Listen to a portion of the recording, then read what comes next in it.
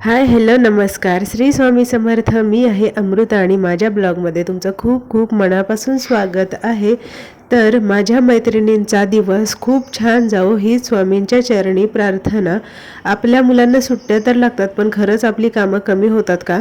मी तर म्हणते अजिबात नाही. कामं तर डबल होऊन जातात. घरातली कामं प्लस मुलांचा राडा पसारा ह्या सगळ्या गोष्टी. चला तर आजच्या ब्लॉगमध्ये आपण हेच पाहणार आहोत. तर एक गोष्ट सांगते आज की आमच्या इकडे ना आभाळ आलेलं आहे आणि वातावरण खूप छान वाटत आहे. त्याच्यामुळे ना मी बाहेरच बसून जे आठवड्याला लागणारे गहू आहेत ना ते साफ करत आहे.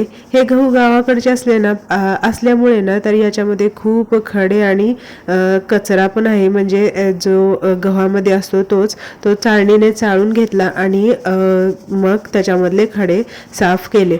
तर मला ना 10 किलो गहू नीट करायला करेक्ट 2 तास लागले. एवढा वेळ माझा गहू नीट करण्यातच गेला.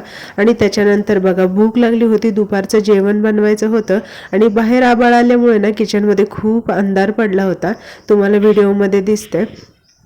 तर अंधार असल्यामुळे लाईट पण नाही लावली, कारण लाईट लावल्यानंतर व्हिडिओ व्यवस्थित निघत नाही.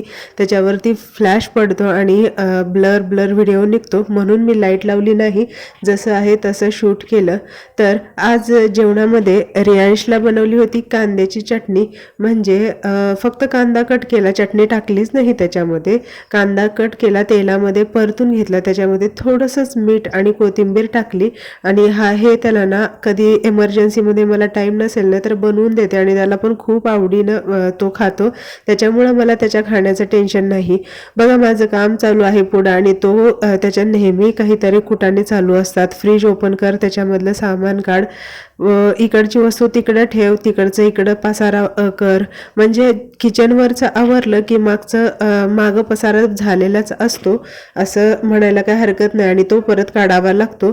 आणि आता माझ्यासाठी आणि मम्मीसाठी बेसनची पोळी बनवली दुपारी.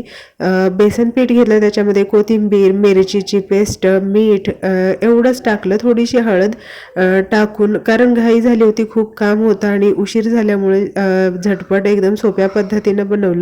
पण खूप छान लागते.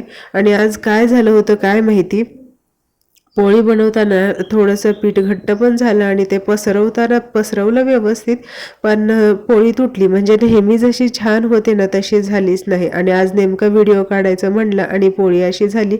असो, सगळ्या गृहिणींसोबत असंच होत असेल मला असं वाटतंय. तर बघा माझ्या मनासारखी काही झाली नाही, पण टेस्ट छान होती.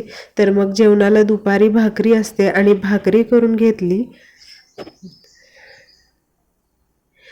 त्याच्यानंतर जेवण वगैरे उरकल्यानंतर ना एकदम व्यवस्थित पसारा आवरून किचन क्लीन केलं ना तर मग बाकीची कामं पण उरकतात आणि छान पण वाटतं. मला ना जेवण बनवून झालं ना तर मग किचन क्लीन केल्याशिवाय बरं वाटतच नाही. तर व्यवस्थित किचन ओट्यावर पाणी टाकून कपड्यांनी गॅस शेगडी स्वच्छ करून घेतली आणि भांडी घासायला घेतली, कारण बरीच कामं पुढं होती. तोपर्यंत रियांश टी व्ही बघत बसला. तो टी व्ही बघतो तोपर्यंत म्हणलं भाज्या आणलेल्या व्यवस्थित म्हणजे जाग्यावर लावाव्या. तर पाण्यामध्ये मीठ टाकून टोमॅटो धुवून घेतले आणि आळूचे पानं बघा घराच्या बाहेरच आहेत, किचनच्या समोर आमच्या. त्या आज संध्याकाळी वड्या करायच्या आहेत म्हणून ती तोडून आणली मम्मीने आणि मग ते मिठाच्या पाण्यात भिजत ठेवली. हे काही धुवून घेतले नाही, थोडा वेळ भिजत ठेवायची आणि परत एकदा पाण्याने धुवून घ्यायची. म्हणजे त्याच्यावरती काही माती धूळ बसलेली असेल, घाण पडलेली असेल तर व्यवस्थित निघून जाते. टोमॅटो मिठाच्या पाण्यात 5-10 मिनिट भिजत घातले आणि हाताने चोळून ते साईडला ठेवून दिले.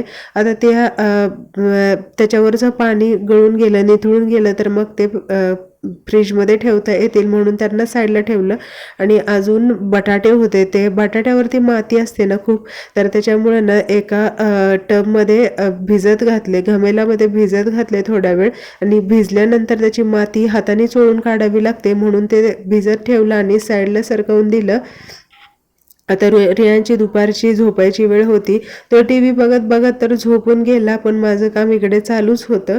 तर तो झोपल्यानंतर त्याला व्यवस्थित जागेवर झोपवलं आणि माझ्या नंतरच्या कामाला सुरुवात झाली.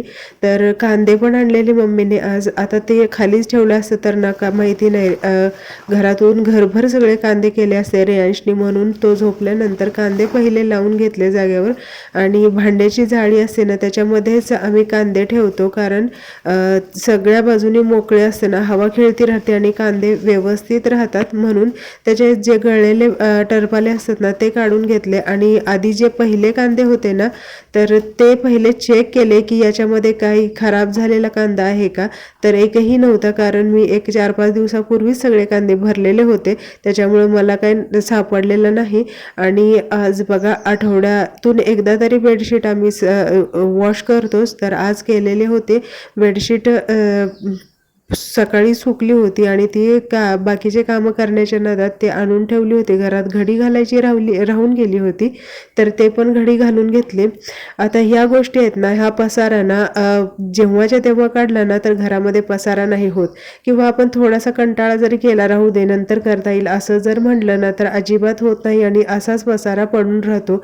सोबतच रोजची वापरायची कपडे होती ती सुद्धा सुकली होती, ती सुद्धा आणली. आणि प्रत्येकांची कपडे, रेयांची वेगळी, यांची ऑफिसची वेगळी, आमची डेली यूजची कपडे वेगळी, सगळी व्यवस्थित वेगळी करून ठेवली ना तर दुसऱ्या दिवशी गोंधळ उडत नाही कोणाचाच आणि प्रत्येकाला हवी त्या वस्तू हवी ते टायमिंगला सापडते. तर तुम्ही सुद्धा दिवसाच्या कामाचं नियोजन असंच करता का? मला कमेंटमध्ये नक्की सांगा. आणि माझ्याकडून काही चूक झाली असेल किंवा कुठल्या कामामध्ये वेगळापणा किंवा लेझीपणा असेल तर मला नक्की कमेंट करून सांगा.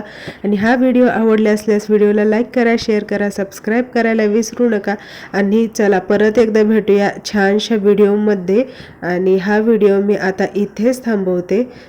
चला, बाय बाय.